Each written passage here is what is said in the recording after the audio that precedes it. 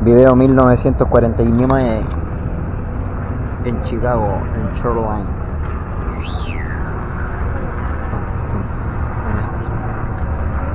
Street View.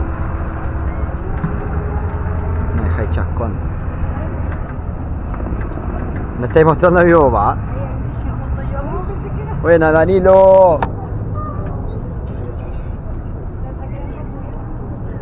¿Qué dice?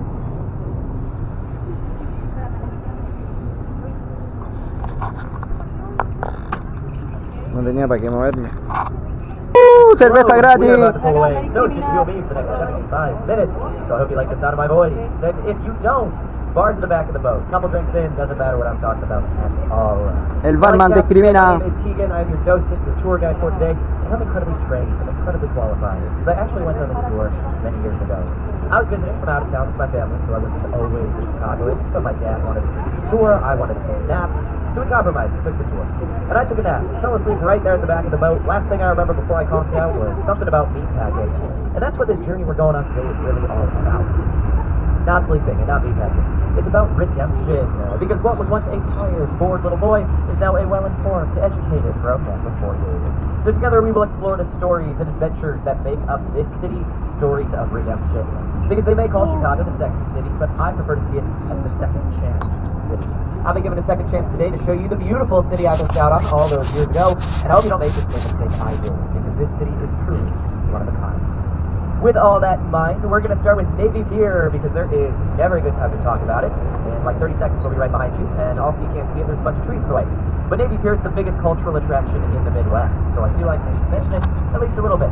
It is everything you might be looking for: a Ferris wheel, a theater, a children's museum, restaurants, stores, the best Chicago merchandise money can buy. So if you haven't been, I recommend checking it out. But I also start with Navy Pier because it's a great analogy for what Chicago is all about. Because Navy Pier hasn't been around for very long, but in that short lifetime, it's done a lot of things. It's been everything from a place for pilots to earn their wings, to army barracks, a convention center, empty plot of land, and much more before becoming the attraction it becomes today. And much like Navy Pier, Chicago is a very young city. It has not been around for very long, but in that short lifetime, it has done a lot of things. Now we're going to head out onto the main branch of the Chicago River. We're going to head under that bridge, the Lakeshore Drive Bridge. As we head out the other side, there will be a lovely photo opportunity. You are welcome to take pictures at any point on the tour. The one thing I ask is you notice that there are other people around you. You're not the only person on the boat today. They probably also want to get some nice pictures, and that does not include most of your shoulder and back. So please try and make sure you're not blocking people's photos. The easiest way to do that is by staying seated. I promise there are points in the tour where you can come to the front of the boat, take some pictures up here with our beautiful skyline, but I'll let you know when those opportunities are so you don't miss out on them. Now, before we get started with anything, there is one question I get asked pretty often, and I want to cover that right away. Over there on your left, there's a little wall. On the other side of it, there's a bunch of boats, there's a bunch of water. Also, not the ocean. You're in the Midwest. You're in the middle of the United States. There are no oceans around you. Out there is Lake Michigan. It's a big lake. Some would even call it a Great Lake. You can't see the other side of it, but it is just a lake. Towards the end of the tour, we'll talk more about Lake Michigan. Se supone que en el edificio arriba se puede ver el otro lado. Towards the end of the tour, and right now we're just getting started. And I think the best place to start is back at the beginning, because obviously Chicago did not always. Video 497. Way back in the day, the river was still here, but it was much smaller, only about 4 feet wide, 2 feet deep, and it was surrounded by swampland and wild onion plants. And if you're sitting there thinking to yourself, I wonder where they got the name Chicago from. Great question, I'll answer it. So Chicago is actually just slightly off from the Chicagowa, the Potawatomi Native American word describing this area, which, like I said, at the time was swampland and onions, which means Chicago means stinky onion. New York got the Big Apple, we got the small stinky onion. You just work with what you got. It could always be worse.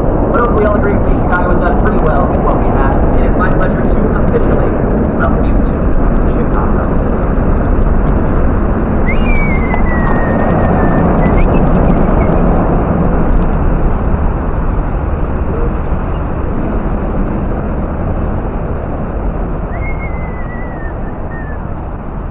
As we head into the heart of downtown, there are a lot of buildings to look at, but I want to draw your attention to this one on your left. This very tall, very wavy building, the St. Regis Tower, designed by architect Jeannie Gang. We're going to see another one of Jeannie Gang's buildings very shortly. But right now, with St. Regis, that is the third tallest building in Chicago, but more importantly, that is the tallest building in the world, designed by a woman. Chicago is very proud to have that one on our skyline. Now, it is a residential building, but the bottom few floors are actually a Bueno, ahí, hotel. And if you are looking for a lovely, Arriba, ahí. inexpensive place to stay in Chicago, do not go to the St. Regis. If you are looking for a lovely, incredibly expensive place to stay in Chicago, absolutely go to the St. Regis. Cheapest room is around $700 a night, but it seems nice. I don't know, they don't let me in there, but from out here it looks really cool. Architecturally, what's most important is up towards the top. It's actually what's not there, because you can see 2 floors are missing. Those are called blow-through floors, and they do exactly what you think they do. They're designed so wind will blow through them, reducing the pressure on the building and reducing its sway. And if you're panicking, Yeah, since the caché building que así, sways, mira. calm down. It's supposed to do that. All Yeah. skyscrapers sway. If they didn't, wind would just knock them over. However, if they sway too much, people get seasick, and that's better, but it's still not great. So each building has its own unique, reasonable sway. How much it can go back, forth, in any direction without causing problems for those inside. Fun fact, a reasonable sway is also how Zach decides if you can have another drink at the bar, and I don't see anybody reasonably swaying yet, so head on back there. He's so bored. We'll talk more about buildings sway and how we keep them standing later on the tour. But now coming up on your left, we got this building at an angle, this Swiss Hotel. It's actually a triangular-shaped building because it was designed by Harry Weiss, an architect who loved triangles. We're going to see more of his work later on the tour. You'll probably recognize it again. The man loved triangles.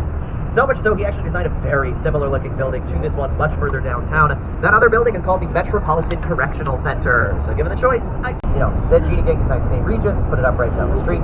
So new residents could look down on the old residents who used to be something special. Now, as we head out the other side of the bridge, we're going to switch over to your right.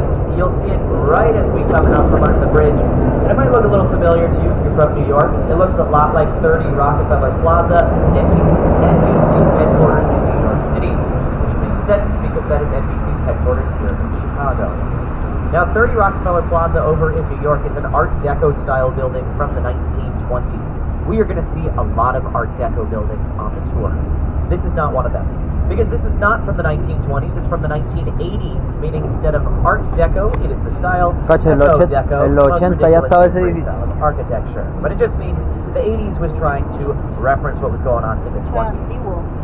We'll talk more about those Art Deco buildings in just a little bit when we see the next one.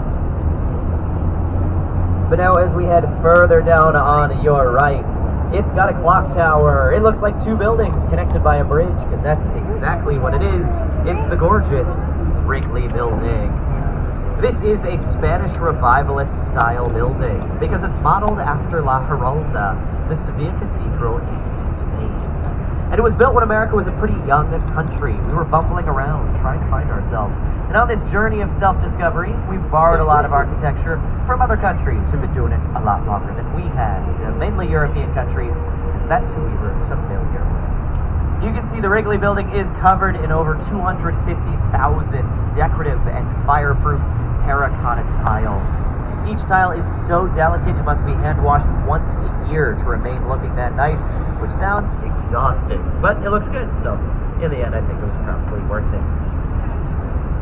And the Wrigley Building is the same Wrigley as Wrigley Field, where the Chicago Cubs play, and Wrigley Chewing Gum. So, if you have ever bought Wrigley Chewing Gum, you didn't help build that. That was already there. But you did help someone get very, very rich. And isn't that what it's really all about? And speaking of very, very rich, coming up on the other side of the bridge, we have Trump International Hotel and Tower, the second tallest building in all of Chicago. Now, this is a style of architecture known as contextualism. Contextualism is all about complementing the context, blending in with the surroundings, which is why it has that glass face visually connecting it to the water below, reflecting the beautiful buildings around it. It's also why it has 3 setbacks. Each setback is the same height as the building nearest. That first one, same height as the Wrigley Building. And that second setback is the same height as this white rocket ship looking building right across the river. And that third setback is the same height as the big black box building right next door. Now, Trump Tower was designed by Adrian Smith. That's a Chicago architect we'll talk more about later on. But right now, if you're just looking up at the top thinking, I wish I could live up there, looking down on all of us peasants below, good news, you can, for the low, low price of $20 million, which is what the penthouse most recently sold for. And I know what you're thinking. That feels a little low. You're absolutely right. The asking price was $30 million. They lowered it, so as regular folk could have a shot. My favorite thing about it, heads up, we're going to talk about Batman a lot on the tour. If you saw The Dark Knight, end of the movie, Batman, Joker fighting in a construction site, that was Trump Tower. It was being built at the time, so it looked different, because now it has walls. Now we're going to stick to your right, but coming up on the other side of the bridge, we have arguably the most iconic buildings on the tour, true architectural powerhouses. Behold, Marina City, or less dramatically, the Corn Cups. These are residential towers outfitted with parking, La Coronta de restaurants, Choclo. offices, stores, a movie theater turned to the House of Blues. And judging by this crowd, it's got Así le exactly llaman a what este you're looking edificio, Las for. Corontas de Those Choclo. buildings have yacht parking. La They Mazot. are a city within a city. Because they were built in the 1960s, when everything around us was an industrial district. Nobody was living here. So Bertrand Goldberg, who designed those towers, wanted to draw people into the riverfront, wanted to draw people into the center of our city. You can see that yacht parking on your right. Above it, regular parking. Fun fact, that is valet parking. You are not allowed to park your own car in your own building. They just don't think you'd be allowed. You'd be skilled enough to do it, so somebody else does it for you. Good idea too, because we lost 2 cars to the river. Don't worry, it was on purpose. One was for a movie, the other was an Allstate commercial parodying the movie, so still professionals driving. And like I said, Marina City is all about drawing people into the riverfront. That's something Chicago loves right now. And the best example of this is on your left, the fabulous Chicago Riverwalk, which might be a little newer than you thought it was. Because this Riverwalk was originally designed on a plan for the city in 1909, but they didn't start construction on it until 2003, and it wasn't completed until 2016, so better late than never. Right behind that Riverwalk, there's this glass and white granite building, 77 West Wacker. This is a neoclassical style building because it combines neo or new materials like glass and granite with classical styles like Greek and Roman. Because if you look all the way up there, it looks like the Parthenon, a Greek temple, is sitting on top of the building. This is my favorite building on the river. ¿Por qué la pusiste para allá la cámara? From everything else around. Gustavo, ¿por qué la pusiste para allá? And speaking of what's around it, right next door is 111 West Wacker, the Well, glass sí. building ¿Por with qué the eres weird tan looking tierno? cutouts. Before I did this, I used to do real estate. I actually got to take clients on tours of that building. When we walked in the front doors, they would hand us glasses of champagne. It was very fun, it was very fancy. It told me I cannot afford to live there. But if you were wondering, the cheapest apartment in that building starts at $3,000 a month. It is the smallest studio apartment you have ever seen. So if that sounds like your sort of thing, I can't help you. My real estate license expired, but I'm sure someone will be happy to help. I do think what's most interesting about it is that first balcony, because that's where they originally stopped building the building. They started working on that in 2008, famously great year for residential buildings. Unfortunately, economy wasn't doing so hot. They got about halfway up, could not afford to finish it. So it sat abandoned for quite some time, until more recently Chicago completed the building, but leaving the cutout, paying our respects to those architects that We've got another example of that here on your left. This shorter, wider building. This building is called the Builders Building because architects are bad at naming things. But the important thing here is the larger left portion was built in 1927. The smaller right portion built just a few years later, 1986. Almost 60 years apart, but it's Cuando still nací- like one cohesive structure. Architects on the newer side paying their respects to what came before them. As we head out the other side of the Wells Street Bridge, on your right, we have Merchandise Mart. Now this is a very large example of that style I mentioned earlier, Art Deco. And you can identify these Art Deco buildings from those deep inset windows, vertical lines shooting up the building like a pinstripe suit. That machine made precision. It was built in the age of optimism here in America, those roaring 1920s. And watching over all of this, those heads on pikes, those are the merchant princes of Chicago. Big businessmen of the time who used their vast fortunes to help jumpstart this city, men like Marshall Field and Montgomery Ward. O sea, pasamos ayer por They ahí. have been big businessmen back then, but that is now where seagulls go to do their big business. Not quite as elegant anymore. We will see something pretty elegant as we head out the other side of the Franklin Street Bridge, because we are about to enter Wolf Point, otherwise known as the birthplace of Chicago. This is where all the branches of the river come together. It is where the city first got its start. So the land has been here for quite some time, the buildings have not. Most of these are less than 10 years old. They are all very new, like that one right ahead of us, River Point, the Hot Pocket or McDonald's Pie Box or deodorant-shaped building. Everybody sees something different, call it whatever you want. Everybody does, but remember which one of those you saw first. It says a lot about who you are as a person. Now this building is contextualism. It's got this curve mimicking the curve of the river. It's got that Aprovecha de dormir, reflective Gustavito. showing off. Mira cómo está limpiando los vidrios. And River Point cares more about its context more than most other buildings in the area. Oh, This me River deja Point el is loco, built tiene que over subir hasta la active concha de train tu madre. lines. And normally when you build a building over active Wow. train lines, Me mata. moments later your building crashes into active train lines. So they had to find a way around it, which is why they put all of the weight on the outside edges. The trains run very safely underneath the middle there. It's also why there's all those exhaust vents on that bottom level there. So it cares about its context not only in complementing the beauty around it, but also making sure everything can still function around it. ¿Qué está tomando mi Now we're niño? heading up the north branch of the Chicago River. And as we do, there's this shorter peach-colored building coming into view. That is Fulton House. That is the oldest building you will see on the tour today. It is from the 1890s. Oye, Luquita, en Valdivia Now, además podrían hacer originally, it esto. was a meatpacking freezer. The meatpacking industry was huge here in Chicago. But in the 1970s, Sí, pero no, faltan los edificios. So the building was renovated, turned into a residential one so it could remain relevant. Mira, aquí está el Caucao. Unfortunately, they did forget one very important thing while they were renovating, which is it was a freezer for a really long time. It took 6 months for the building to thaw out before they could even begin working on it. Most importantly, though, that's where I fell asleep on the tour. So if you're still awake, great job. You're doing way better than I did when I was first here. Yeah. We're going to switch over to the other side of the river where we got the Carroll Street Railroad Bridge, this Ahí raised estamos. one right here. And this is a great example of how all the bridges in Es- Chicago. Ocupan esa guapa para limpiar On los the back vidrios. of it, there's that giant chunk of concrete. That is a counterweight. Now, as that counterweight is raised and lowered, the bridge itself raises and lowers. It works like a seesaw. All the bridges in Chicago work like that. The other ones just have their counterweights hidden, so they look nicer than this one. ¿Cuánto ganarán esos And buenos? rumor has it this bridge Oye, is barrajao. lowered once a year so it can remain in active status.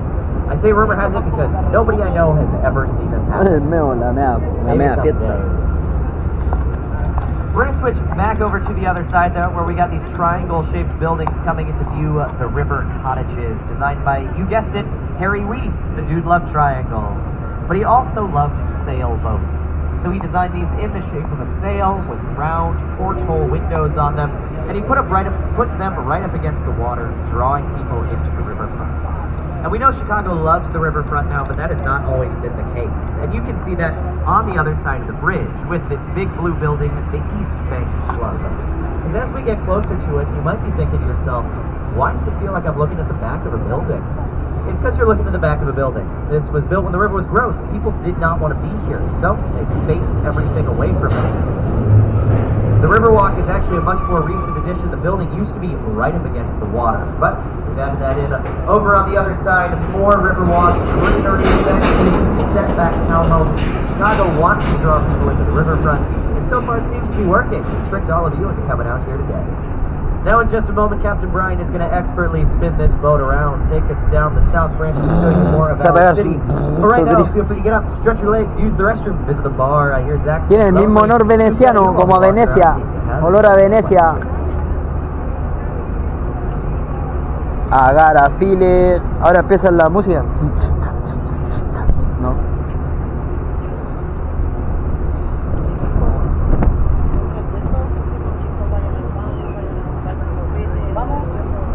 Vayan a agarrarse con el loco, vayan a agarrarse. Acompáñame tú. No, yo le voy a pegar. Me va a salir todo el Danilo que llevo esto. No voy a gastar mi dinero acá. Yo no hablo español.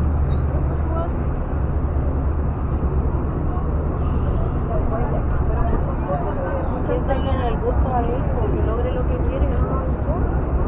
Nunca vida con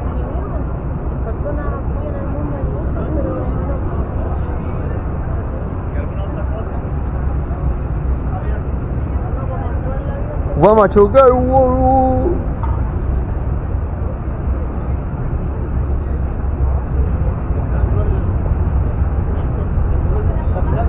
Le dieron.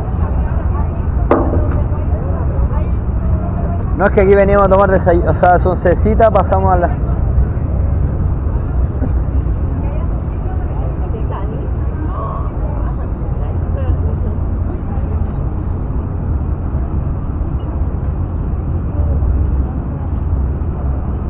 Mira, este es como un... Me dejáis loco. Me dejáis loco. Ese era... No caché si era una grúa, ¿qué lo que era? Lucas, ¿eso era una grúa? No, era un puente, pero antiguo. Se le trabó la cadena.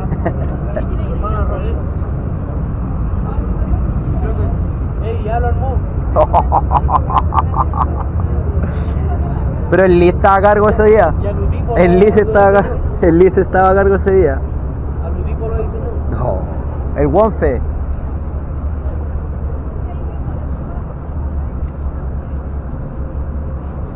¡Oh, qué impresionante!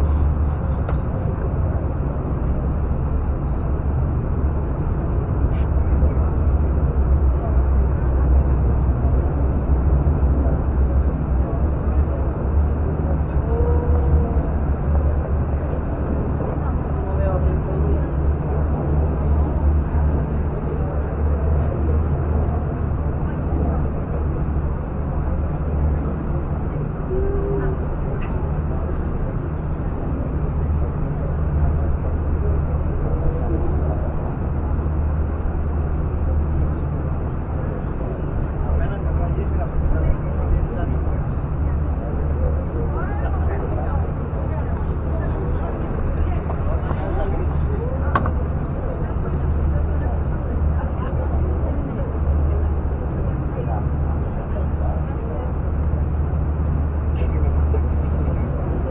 Oye, igual piola las casitas ahí. Imagínate, salir a tomarse un cafecito y un tecito al balcón. A reírte de la... No, porque ella dijo que es que cuando a mí me ponen así muchos problemas, yo camino. Ok, gracias, hasta luego. Pero sí,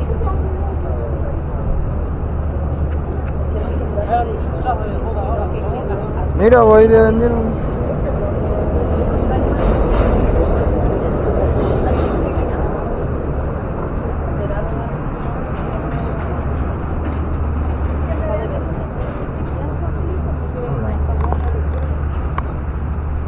So, as we're headed back towards Wolf Point, I'd like to answer some of the questions I'm usually asked, like, how much are those townhomes? One of those recently sold for $2.5 million, which might sound like a lot, but then you remember the Trump penthouse sold for $17.5 million more. Those are a steal. Everybody should get one. The River Cottages are a little cheaper, not by much, $2.25 million, but they don't come on the market very often. There's only 4 of them. 3 out of the 4 are still owned by the same people who bought them when they first opened it up. Nobody wants to give those away. Although I think they probably should. At most, they paid $500,000. They could now sell them for millions. That feels like a really good deal. And then the East Bank Club is a high-end fitness center and club. Monthly membership is pretty pricey, but you get to work out in the same place Obama and Oprah did. Parece de mentira esto. Parece de All right, mentira. the South Branch. Right ahead of us is the Lake Street Bridge. Keep an eye out. We might get to see a train going across the bridge. Classic Chicago photo. If we miss it now, we are going to come back to Wolf Point, so we got some more time later. O sea, ahora nos vamos a dar la vuelta. But I do want to point out that building right behind the bridge, pretty much right ahead of us, 150 North Riverside, the Y-shaped building. Why is it shaped like that? Well, Chicago has a rule that buildings must be built 30 feet back from the riverfront to make way for the river walk. But the other side of the building is train lines, and you can't build on those. So this building is pinched between those 2 immovable objects, meaning its base is only 39 feet wide. That's about as wide as this boat. That is not very big for a building, and a very skinny building, a very windy city. You can see how that might cause some problems. Which is why, on the top level of that building, Major, look, it's inside, you can't see it. We'll get back to what it is in a second. We got the train going across the bridge if you wanted to get that Chicago photo right there.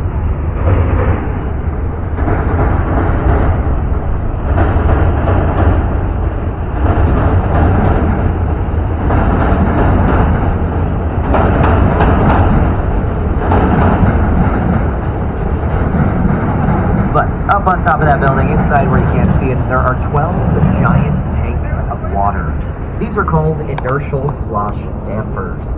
And as the wind blows the building one way, the water in the tanks sloshes the other. It goes back and forth, slowing the building down, reducing its sway. It's a very unique way to keep your building standing. Only 2 buildings in Chicago use that system. One is 150 North Riverside. The other one is St. Regis, the first building on the tour. That one's so tall it needs 2 ways to keep from falling over. But usually people don't really care because you can see a reflection in the windows, and that's way more interesting than big buckets of water.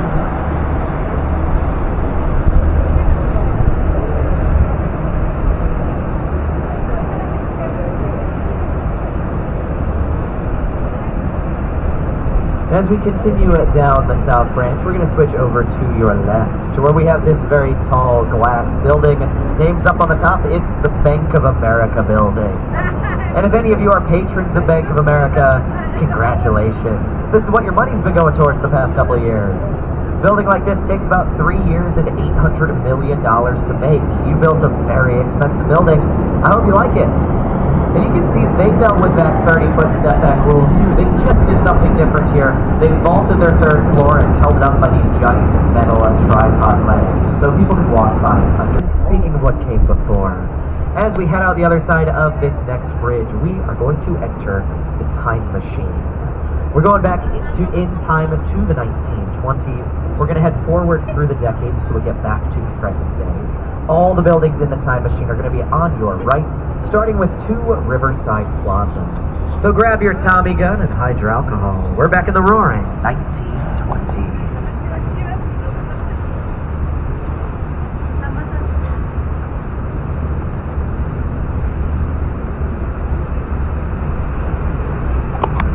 Now, some of you might have already known we were back in the 20s. 1, because I told you, but 2, this building has inset windows, a pinstripe suit, machine-made precision.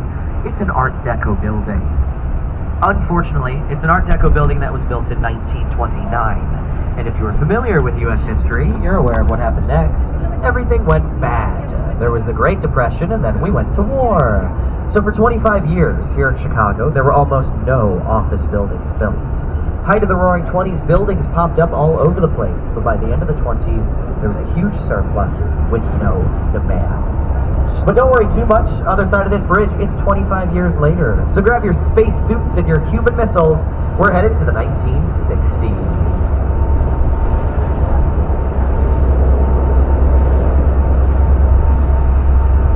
And as you can see, this generation of architects was a no-nonsense group. They grew up in the Great Depression, they went to war, so when they came back home, they didn't care for the fancy, gaudy, extravagant architecture that was there before them. They just didn't have time for that. So where there once was elegant cathedrals, they now built big black boxes, like Gateway Center 1 and Gateway Center 2. This is known as Black Box Modernism, and it was popularized by Mies van der Rohe, an incredibly influential architect of his time. His famous saying was, "Less is more." So when he designed a building, he wanted to show off its functionality. He didn't want to worry about how many gargoyles a building should have, so he decided no more gargoyles.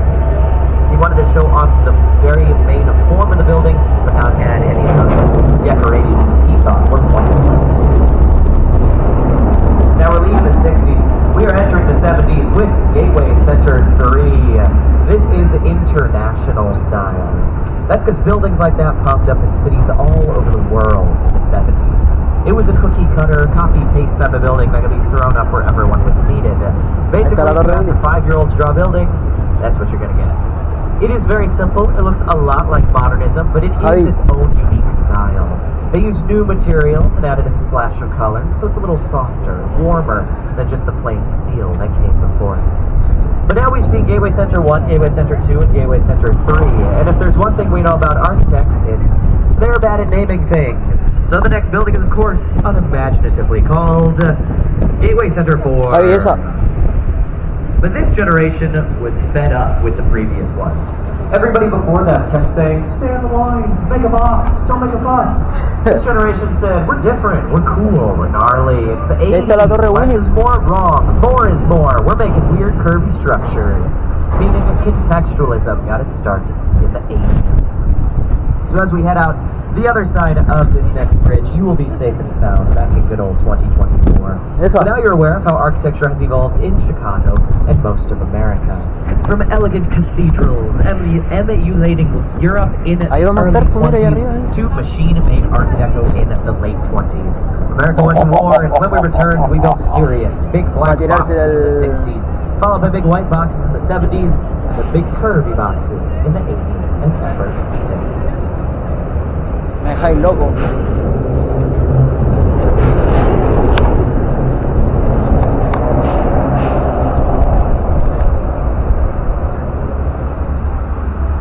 Oye, ¿dónde está el Jumbo?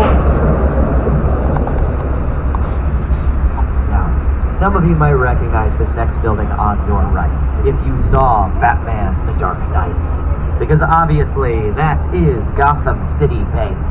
Really? You remember in the opening scene of the movie, Joker's gang ziplined down onto the roof of this building, they robbed the bank. Busca la escena, porfa, del del Batman. He thought he was getting away with cash. He probably got away with a bunch of old catalogs. Because that is not Gotham Bank, it is Old Main, Chicago's largest post office. Although, as you will see on the other side of the bridge, it is not a post office anymore. It's now offices for Uber and Walgreens, among other businesses. But while Batman was filming here, the building was deserted. So it's a great example of how Chicago keeps our architecture. We'll take a rundown building, keep the beautiful exterior, but renovate the inside, bringing some life back to it. And don't worry, it was not a waste of space. Back in the day, that was the mail order catalog capital of the world. Everybody everywhere wanted to know what Sears department store was up to. That building had to take care of it. So it did have to be that big. Now we're Oye, going to head a little ese lado further down the South Branch before we spin the deja boat around, loco, taking ah. back up it. But how many stop talking about Esa es la Torre Willy, ahora vamos para Instead, allá. let's switch over to story time. Tell you some stories about the history of Chicago that help explain how the city took the shape it has today. But I will do that on the other side of this bridge because this is usually an incredibly loud bridge.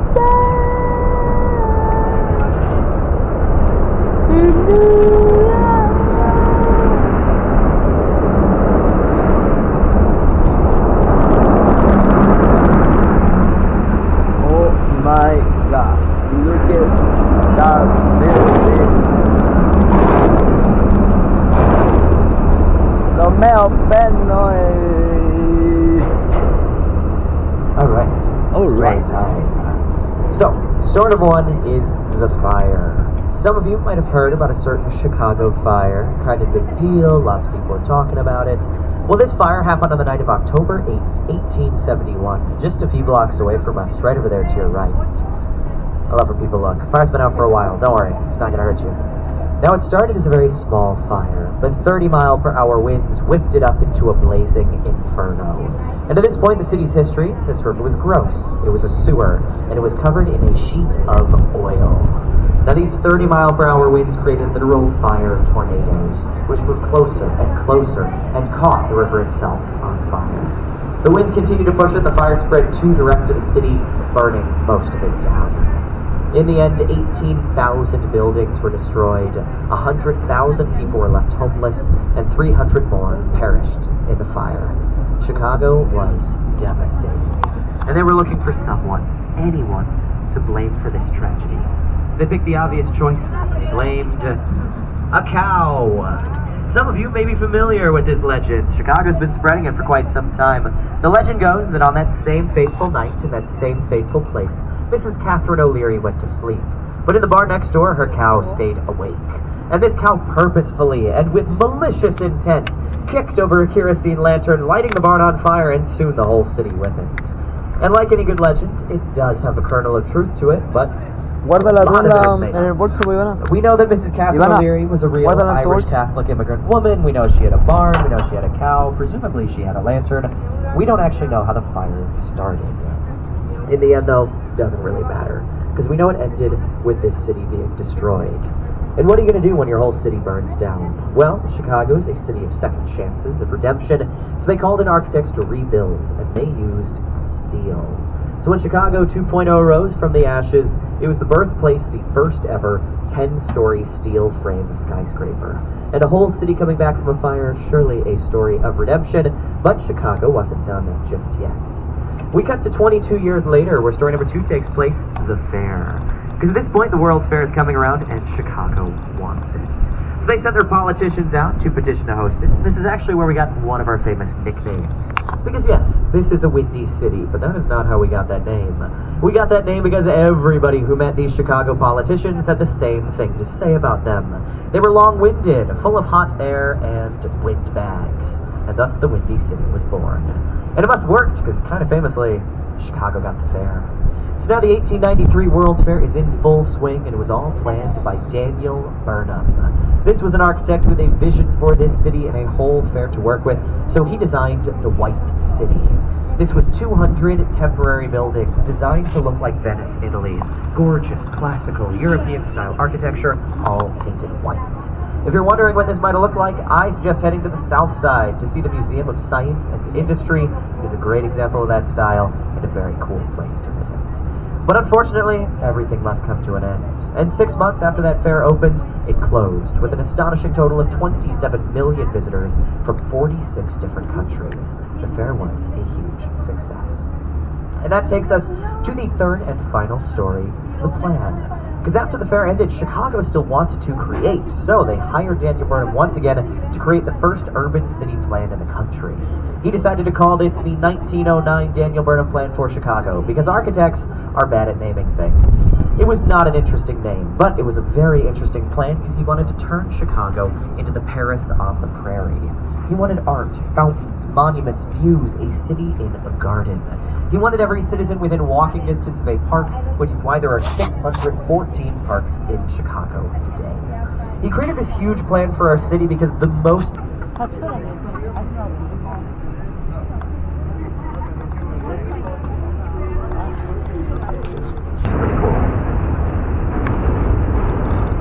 Now, as we leave Wolf Point for the final time, we can truly appreciate how massive Merchandise Mart is, because that was the largest building in the world at the time of its creation.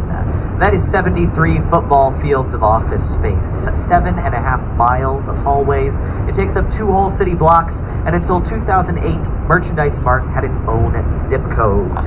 It is no longer the largest building in the world, nowadays not even in the top 10. The current record holder is the New Century Global Center in China, which is 3.5 times larger than Merchandise Mart. That is a very big building.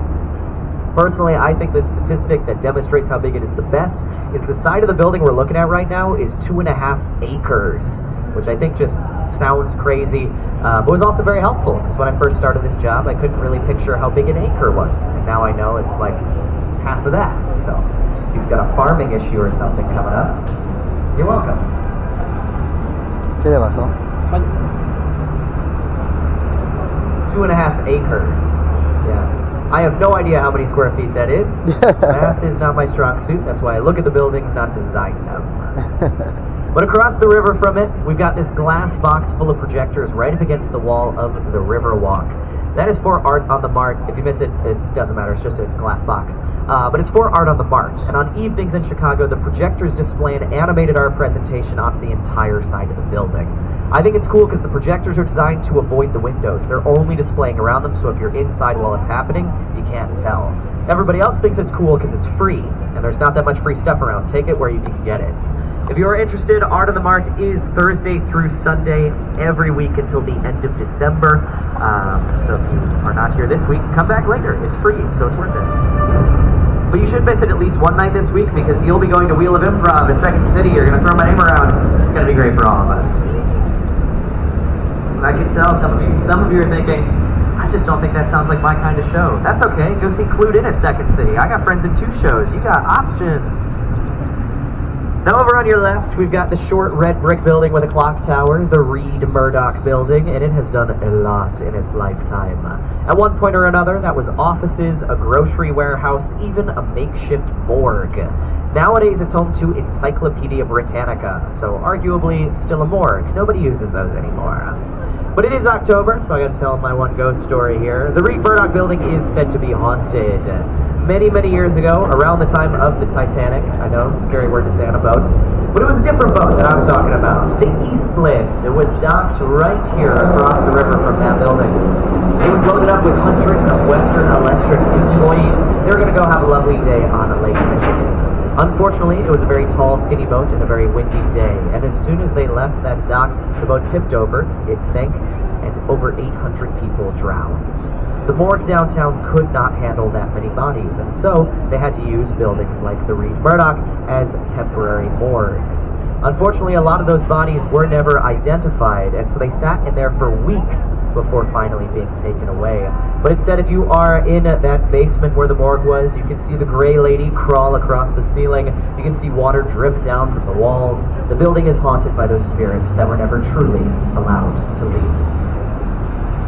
Fun transition. Over on the other side, we got another short building, 55 West Wacker. This is Brutalism. Brutalism is all about using concrete, raw materials, creating this impenetrable fortress feel. Because it was big in the 1960s. The Cold War was happening, there was lots of social unrest, people were nervous, so they wanted something sturdy for an unsturdy time.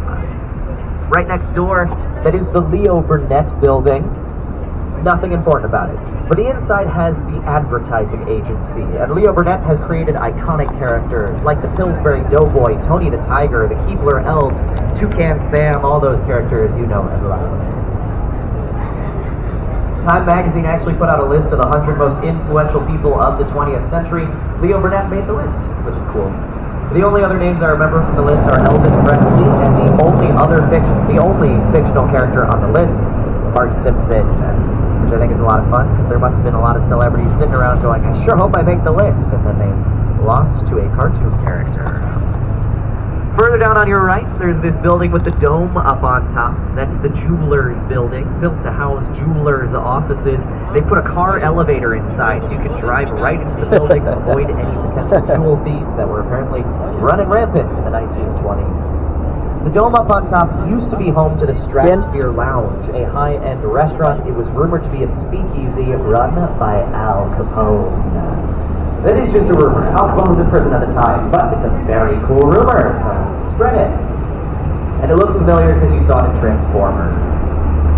But speaking of Al Capone and his favorite things, further down on your right, there's a skinny green building with gold foil on top. That's Carbide and Carbon. It's meant to look like a giant bottle of champagne, because it was built as a protest during Prohibition. Chicago said, if I can't drink alcohol, I'm at least gonna look at it. Although, trust me, Chicago is still drinking alcohol. That's why Al Capone was in prison. And taxes. Some other stuff he did. But the gold up there is 24 karat gold, so if you got suction cups in a Spider-Man suit, commit 2 crimes. On the building, steal the gold. Just kidding. Please do not do that. You will not get much for it. That gold is very thin. It's thinner than aluminum foil, so it's a waste of time. Now once again, we're looking straight ahead at the Wrigley building, but peeking out from behind it on the right is the Tribune Tower, a Gothic revivalist-style building, which just means we borrowed from France. But the building was built because Robert R. McCormick, the publisher of the Chicago Tribune, set up a contest to see who could design the most beautiful office building in the world. This was the winning entry, with its grand Gothic features and the flying buttresses, those decorative bridges at the top. Then, to prove it was the most beautiful building, they took stones from other beautiful buildings, put them into the walls of this one, all around the bottom on the outside. If you get the chance, I suggest checking it out. It's pretty cool, but it is very subjective, because they took stones from beautiful buildings, like the Great Wall of China, the Taj Mahal, and Wrigley Field. And I'm not sure those 3 are equals, but that's for you to decide. My favorite thing about it, when they were asked how they got the stones, all they had to say was, noble means. So I will let you think about what that might have stood for. They stole them. Right behind it, though, there's an Art Deco building with an onion dome up on top. That's the Intercontinental Hotel. That onion dome is actually a dock for blimps. Unfortunately, no blimp ever landed there. And if you are familiar with the most famous blimp ride in history, I don't think we're ever going to see a blimp land there. Those are not really in style anymore. It didn't really blow up the way people thought they would. But for something a little more recent on your left, the Apple Store. It's technically postmodernism because the roof looks like a giant iPad. Although a couple years ago, the Apple Store came forward and said that was an accident. A lot of roofs just look like iPads. They did not do that on purpose, and I think they should have kept their mouth shut. It was way cooler before.